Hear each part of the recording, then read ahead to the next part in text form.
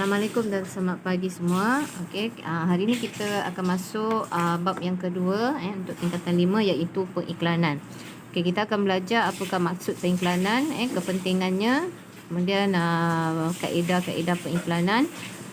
Okey, kemudian bahan promosi dalam pengiklanan, dan kita akan juga menghasilkan reka bentuk bahan promosi pengiklanan lah. Kita akan menghasilkan lakaran kecil, kasar dan komprehensif. Okey, serta akan menghasilkan pengiklanan di komputer nantilah. Okey, seterusnya kita kenal dulu apakah yang dimaksudkan dengan pengiklanan. Okey, sebenarnya ada banyak maksud lah. Di antaranya kamu boleh baca sendiri di sini, dia adalah sebarang bentuk pesanan yang disampaikan melalui media percetakan ataupun media elektronik lah. Okey, tujuannya ialah untuk menyampaikan maklumat tentang sesuatu barang lah. Untuk selain menyampaikan maklumat, dia juga untuk mempromosikan barang, memperkenalkan, meningkatkan atau melariskan jualan sesuatu produk, perkhidmatan ataupun idea lah. Jadi itu maksud pengiklanan sebenarnya, untuk menyampaikan maklumat dan juga mempromosikan barang. Okey, seterusnya kepentingan reka bentuk pengiklanan lah. Apa ni kepentingannya? Okey, yang pertama ialah dapat menyampaikan maklumat dengan mudah dan jelas kepada pengguna. Okey, jadi melalui visual seperti ini, iklan selalu dia dalam bentuk visual dan juga tulisan lah. Jadi visual tu kita boleh nampak maklumat tentang barang yang dipromosikan, dan juga dengan tulisan kita dapat maklumat-maklumat yang lebih jelas dan ringkas untuk dipahami. Okey, seterusnya kepentingan yang kedua, pengguna dapat membuat perbandingan antara satu barang dan perkhidmatan. Jadi kalau ada banyak barang kan, ada banyak barang, jadi kita macam mana kita nak buat pilihan? Jadi kita boleh tengok daripada iklan barang tersebut lah. Mungkin ada iklan A, okey, ni iklan A lah contohnya, iklan B. Dua-dua ni mempromosikan burger lah. Jadi kita boleh tengok perbandingan. Tengok syarikat A ni mungkin burger dia ada burger ikan, lebih menarik lah. Jadi kita boleh membuat perbandingan lah daripada iklan yang disediakan. Kita boleh nampak di situ yang mana lebih menarik untuk dicubalah. Okey, yang seterusnya kepentingan yang ketiga. Okey, iklan juga dapat memberi gambaran tentang kualiti produk dan perkhidmatan. Jadi seorang pengguna lah macam kita kan, kita boleh tengok perkhidmatan yang disediakan melalui iklan lah yang disediakan lah. Okey, dan contohnya kita nak pergi melancong lah contohnya kan. Jadi kita tengok daripada iklan syarikat iklan pelancongan. Jadi kita boleh tengok lah dari situ.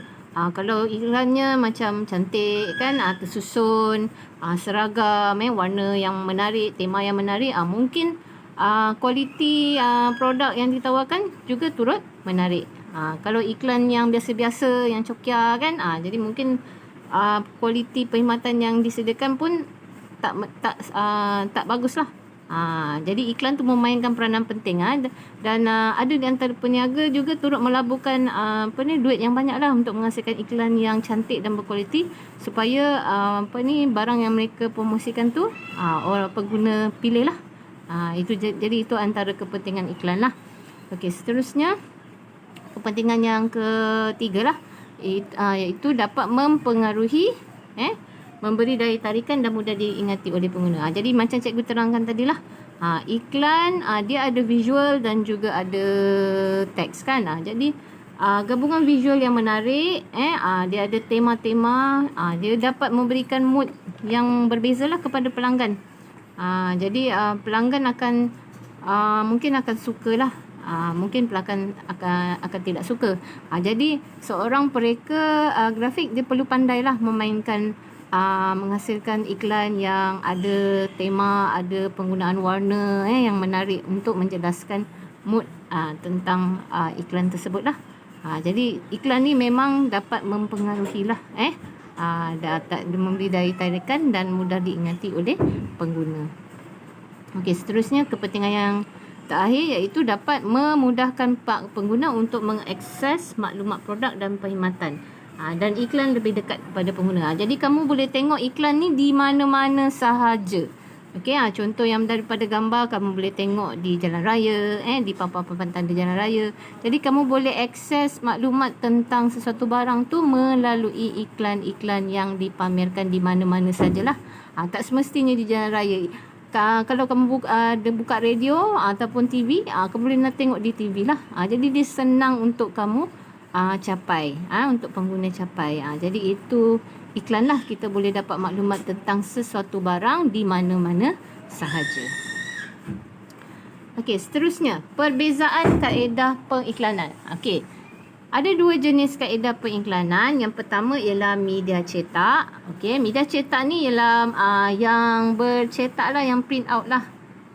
Okey, dan juga media elektronik. Media elektroniknya ialah media yang contohnya dalam TV, dia dalam pada skrin, skrin komputer ataupun skrin TV lah, ataupun radio. Okey, jadi kita tengok perbandingan satu persatu. Okey, media cetak ialah dia yang secara bercetak lah. Contohnya surat khabar, katalog dan risalah. Okey, manakala media elektronik ialah secara elektronik, iaitu pada skrin, iaitu radio dan internet contohnya lah. Okey. Kemudian untuk media cetak, mesej lebih terang, boleh dibaca berkali-kali. Okey. Kemudian untuk media elektronik, mesej hanya pada waktu tertentu sahajalah. Contohnya dia di radio kan, dia bukannya sepanjang masa. Kadang-kadang mungkin jam 1 adalah keluar iklan. Kemudian jam 4 sekali lagi. Jadi dia hanya pada waktu yang tertentu sahaja. Okey. Seterusnya, kaedah pengiklanan untuk media cetak. Okey, media cetak dicetak secara berkala. Okey, maksudnya kat sini media cetak dia bukan hari-hari lah dicetak. Dia ada masa lah, mungkin dalam masa seminggu. Iklan untuk contohnya sabun tu dia dua kali lah dicetak. Dia bukan hari-hari. Tapi kalau untuk media elektronik, dia setiap hari adalah. Kamu boleh akses setiap hari. Okey, kemudian dari segi kos, media cetak ni dia lebih rendah lah. Selalu printing ni dia lebih rendah. Dia nak buat dia pun lebih mudah lah. Okey, kemudian untuk media elektronik, kos dia lebih tinggi sebab proses pembuatan iklannya lebih rumit. Okey, mungkin dia ada animasi, ada membabitkan video dan sebagainya. Jadi kos dia menjadi lebih tinggi. Okey, dari segi tarikan, media cetak dia kurang menarik kerana paparannya hanya paparan 2 dimensi. Contohnya kalau kamu boleh tengok di gambar sebelah ni, billboard ni kan. Billboard ni yang kita nampak iklan yang di tepi jalan. Dia hanya bersifat 2D lah. Dia tak ada benda bergerak dan sebagainya. Tapi kalau media elektronik dia lebih menarik dan warna lebih hidup. Okey, seterusnya media selektif. Okey, untuk media cetak dia agak selektif lah sebab hanya orang tertentu saja yang beli surat khabar, yang beli majalah, bukannya semua orang lah. Okey, tapi untuk media elektronik dia media yang umum, semua orang melayari internet, semua orang ada radio, jadi siapa-siapa pun boleh tengoklah. Okey, kemudian media cetak boleh diterbitkan secara sisipan. Maksudnya kat sini iklan-iklan ni kita boleh edarkan bersama-sama dengan risalah-risalah yang kita bagi di rumah. Contohnya Chan kan yang jual perabot tu, dia boleh kita sisipkan kepada pengguna lah. Okey, kemudian untuk media elektronik pula dia hanya boleh dilihat dalam media sahaja. Okey, untuk tempoh masa media cetak, tempoh masanya untuk tempoh masa tertentu. Okey, media elektronik boleh dipapar hari-hari secara berulang. Okey, dan dari segi kualiti media cetak, dia mempengaruhi kualiti iklan. Jadi kalau media cetak yang bagus, iklannya pun akan jadi baguslah. akan banyak orang belilah. Tapi kalau media cetak tu macam kualiti cetakan dia tidak bagus, jadi orang takkan beli barang yang dipromosikan lah.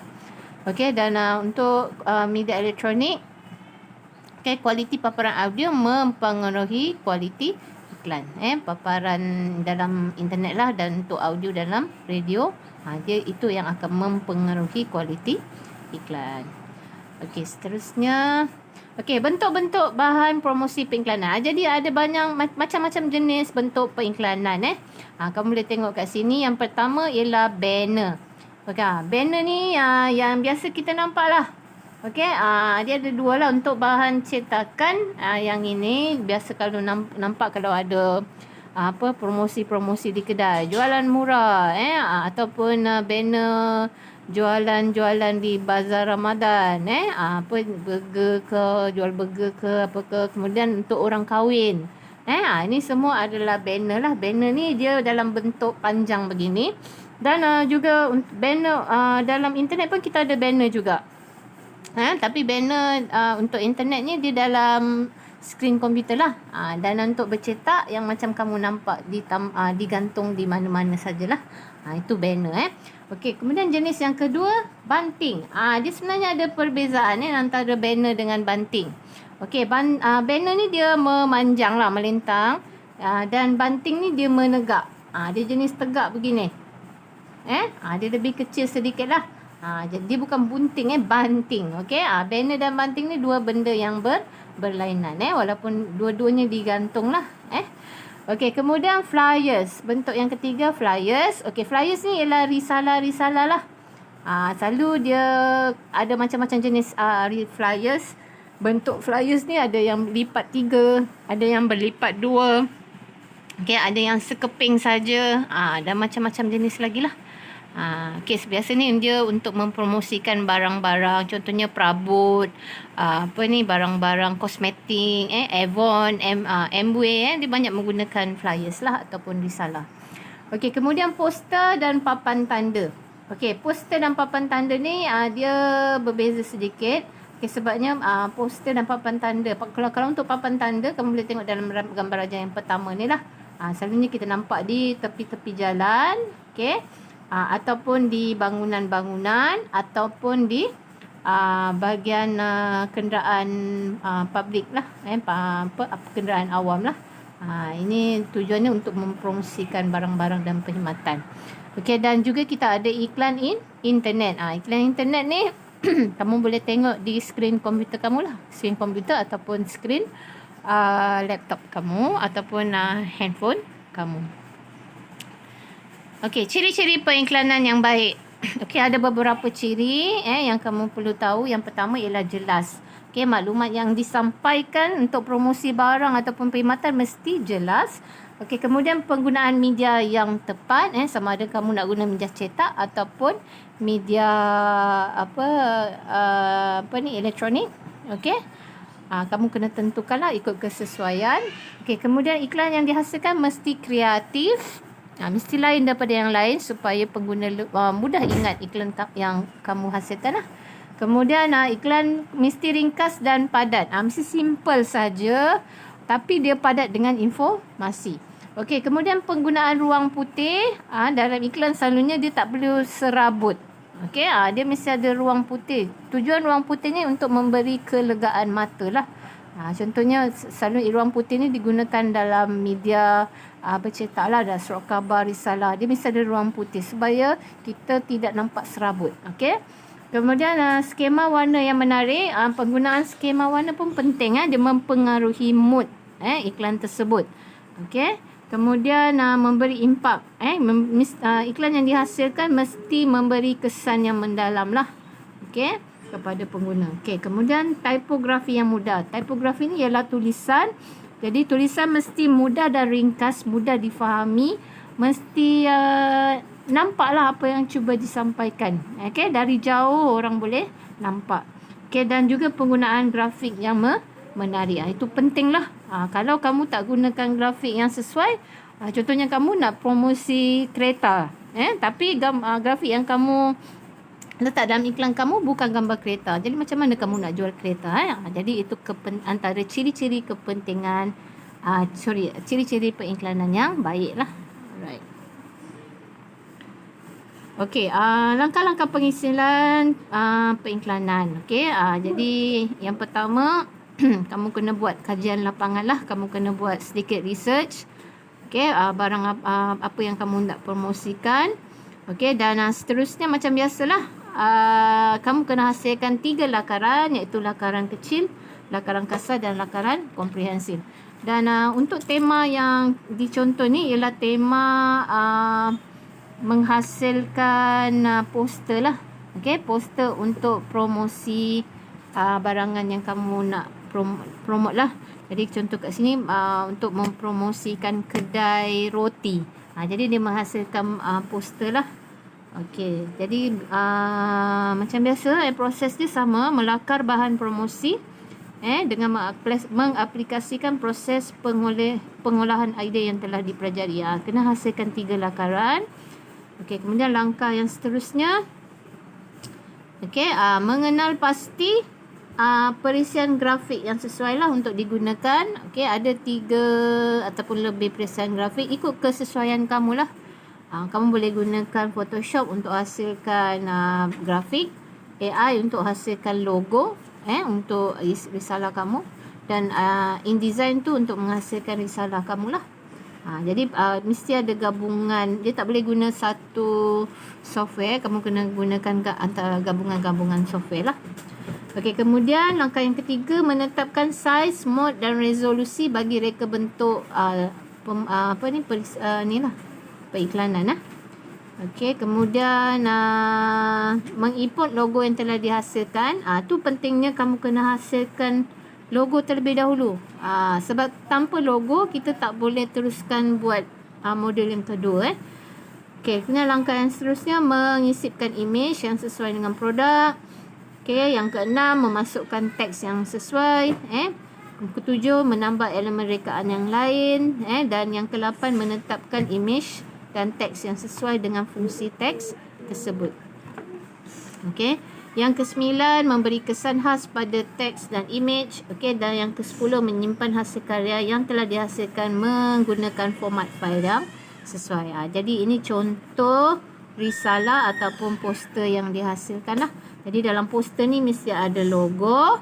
Okey, mesti ada ini kita panggil sebagai masthead. Masthead ni ialah tajuk lah. Okey, dan juga ada subhead kat sini, apa yang kita nak promosikan. Okey, kemudian ada penggunaan image dan juga maklumat-maklumat yang boleh untuk menghubungi syarikat kamu lah. Jadi ini antara contoh reka bentuk poster ataupun risalah. Okey, format fail bahan promosi yang bercetak. Okey, kita tengok format file. Bila dah siap nanti kita buat di komputer, kita kena save dalam format-format inilah. Jadi kamu boleh pilih antaranya ialah, yang pertama ialah TIFF. Okey, tag image file format. Jadi TIFF ni antara kelebihan dia boleh dibuka oleh hampir kesemua perisian penyuntingan image. Okey, kemudian TIFF ni dia paling berkualiti lah. Disebab dia dapat menyimpan format yang paling berkualiti. Jadi untuk cetakan lah. Kemudian EPS. Okey, EPS pun sama juga, sejenis format file yang menyokong format jenis format cetakan. Okey, dan juga PDF. PDF pun dapat simpan file untuk cetakan. Okey, seterusnya format file bahan promosi untuk elektronik, atas talian ataupun elektronik, internet dan sebagainya. Jadi kita banyak gunakan format file. Yang pertama ialah JPEG. Okey, JPEG ni dia, kenapa kita gunakan JPEG? Sebab format file JPEG ni dia telah dimampatkan. Jadi dia punya saiz dia lebih kecil lah daripada format file untuk bahan cetakan. Okey, untuk cetakan dia lebih mementingkan kualiti, tapi kalau untuk elektronik dia lebih mementingkan saiz dia lah. Lebih kecil lebih bagus. Okey. Okey, kemudian selain daripada JPEG, kita ada GIF. Okey, ni JPEG, GIF GIF pun sejenis format file yang telah dimampatkan ataupun yang telah dikecilkan lah. Jadi GIF ni dia ada satu kelebihan di mana dia sesuai untuk animasi. Okey, dan juga PNG, Portable Network Graphic. Portable Network Graphic ni dia gabungan lah antara GIF dan JPEG. Jadi dia sesuai untuk gambar yang background dia transparent lah. Okey. Dan dia lebih kecil saiz dia berbanding GIF dan juga JPEG. Okey. Jadi itu antara penerangan lah untuk topik pengiklanan. Dan selepas ni cikgu harap kamu dapat buat latihan dan juga penilaian untuk bab ini. Okey, sekian. Terima kasih.